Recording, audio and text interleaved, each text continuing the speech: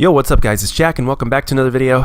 And yeah, I've got some team-based gameplay here finally. I haven't really posted anything recently other than a whole bunch of free-for-all, so I hope you guys enjoy this for what it is.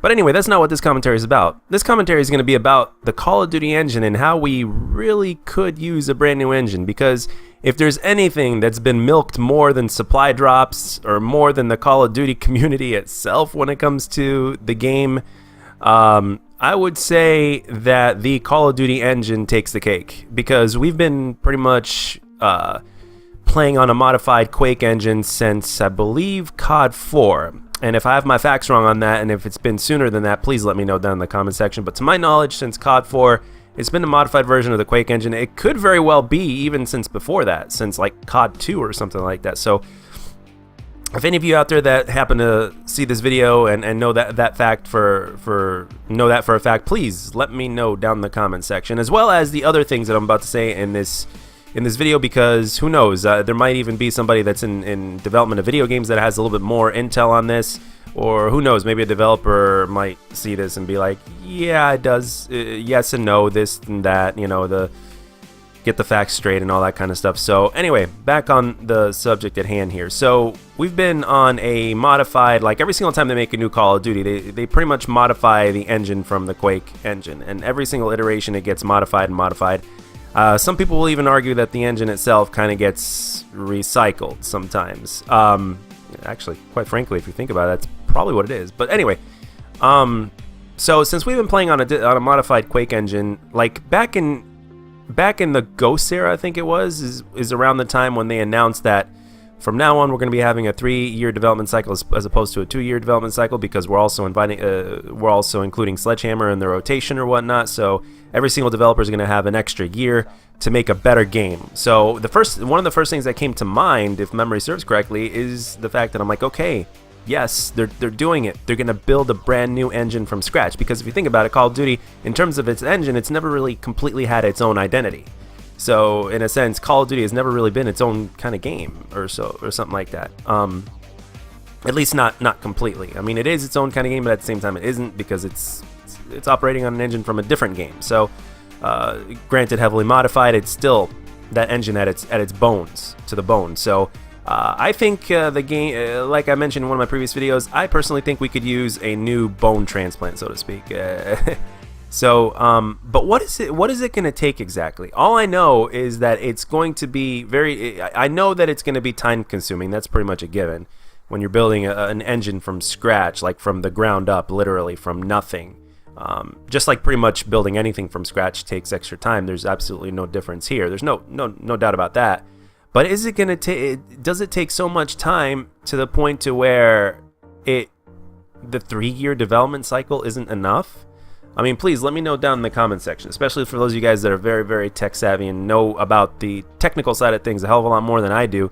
Let me know, because if we have a 3-year development cycle, and let's say it would take the maximum of, like, let's say 1 year out of those 3 years to make that new engine, then in my eyes there should be no excuse, especially way back in the day, for the amount of content that we used to get back when there was only a 2-year life cycle. I mean, seriously, there really is no excuse if you look at it that way. Or I just could be wrong and my thoughts could be wrong, and it might take a hell of a lot longer than 1 year in order for them to make a new engine from scratch. I mean, according to everything that we've read and everything like that, I mean, what, Blackout took a year by the time it was ready to be released or whatnot. By the time we got into full release of this game, Blackout's only been worked on for a year.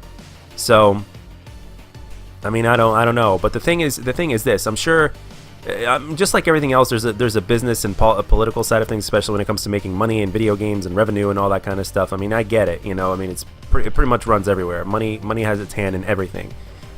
So it's like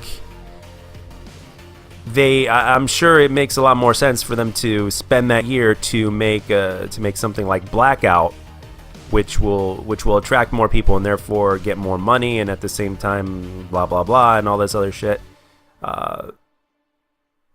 It would make more sense for them to make something like Blackout as opposed to making a new COD engine. I mean, because the engine itself is not, you play it, but it's not like a different game mode or something like that would attract a new audience or whatnot. And the thing is, in comparison, in terms of the amount of money that it would attract, it wouldn't be nearly as much as, say, a new game mode like Blackout, especially when VR is the big thing now. It's that big new thing. So from a political and economic standpoint, I get it. But let's just talk about, just hypothetically speaking, what will it take for them to make a brand new COD engine? Can they do it? Can it be reasonable within a 3-year life cycle? Is it reasonable? I don't know. I mean, if they create, I mean, to my knowledge, I mean, I don't know how long, for instance, I'm just naming another game here. I don't know how long it took for Titanfall itself to be in development. The first one, especially, since it was just a multiplayer game. The second one, they put in a campaign and all that kind of stuff. So, but the engine was already set in place. So I'm focusing on Titanfall 1, which was, you know, they have their own engine for their own game or whatnot.